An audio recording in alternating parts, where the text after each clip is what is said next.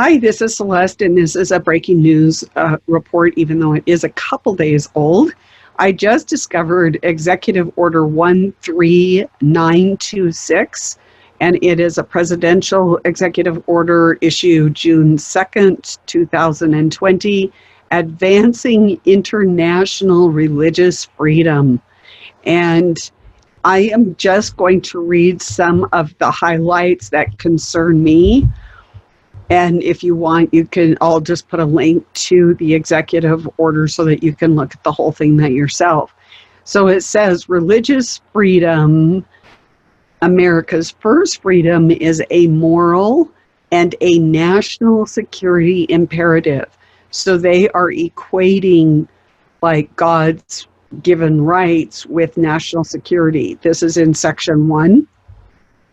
In 2017, the National Security Strategy, our founders understood religious freedom not as a creation of the state, but as a gift of God to every person, and is a right that is fundamental for the flourishing of our society. So this comes to us during the month where they are going to change the fabric of society, especially when it has to do with certain peoples and orientations and this type of thing. They are preparing us this month to be all-inclusive of anybody and any entity. In section 1B, religious communities and organizations and other institutions of civil society, this means that they're equal, are vital partners in the United States government efforts to advance religious freedom around the world.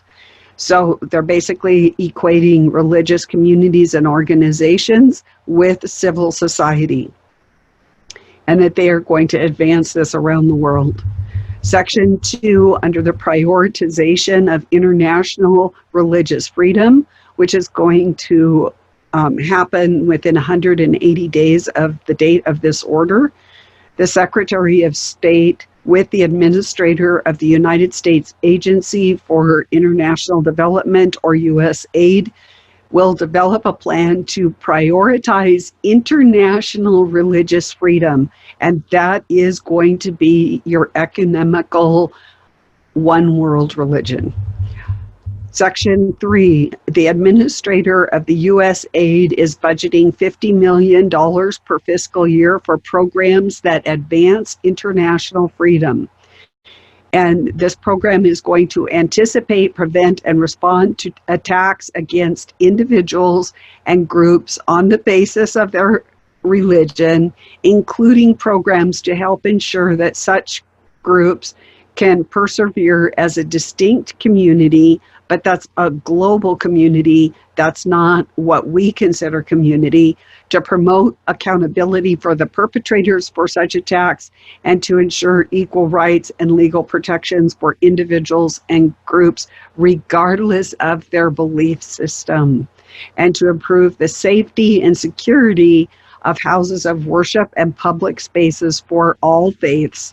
Once again, this is the ecumenical one world religion taking form right before your very eyes in the form of a executive order, and to protect and preserve cultural heritages of religious communities. And under B, shall ensure that faith-based and religious entities, those can be demonic even, including eligible entities in foreign countries, are not discriminated on the basis of religious identity or religious belief when competing for federal funding. So if some fallen angel giant technology person, the United States is not going to discriminate against them, no matter how wicked, evil, or perverse this entity is. Section 4 is the integration of international religious freedom into United States diplomacy. There is going to be a special watch list, and countries that countries in which there are entities of particular concern and other countries that have engaged in or tolerated violations of religious freedom.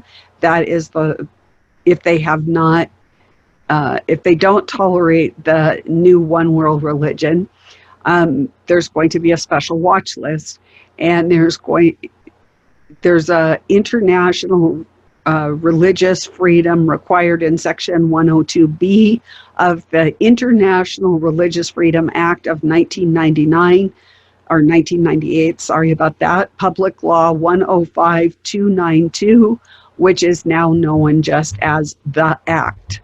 Section 5, training for all federal officials. The Department of State Civil Service Employees in Foreign Affairs series is going to undertake training modeled on the International Religious Freedom Training as described in Section 708 of the Foreign Service Act of 1980, Public Law 96-465, and is amended in Section 103A1 of the Frank R. Wolf International Religious Freedom Act, which is Public Law 114-281.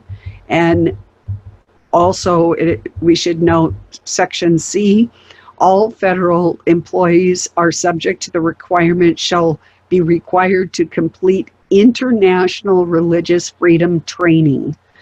Section 6, under economic tools, they are going to use the appropriate use of economic tools to advance international religious freedom.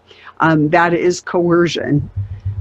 Then under B, the Secretary of Treasury, in consultation with the Secretary of State, may consider imposing sanctions under Executive Order 13818 of December 20th, 2017, blocking the property of persons involved in serious human rights abuse or corruption, of which Christians may in the future be subject to, which among other things implements Global Magna Sky Human Rights Accountability Act, and that's Public Law 114328. There is a definition section and a general provision section. And once again, this was filed from the White House on June 2nd, 2020. Stay alert for religious persecution. It's headed your way.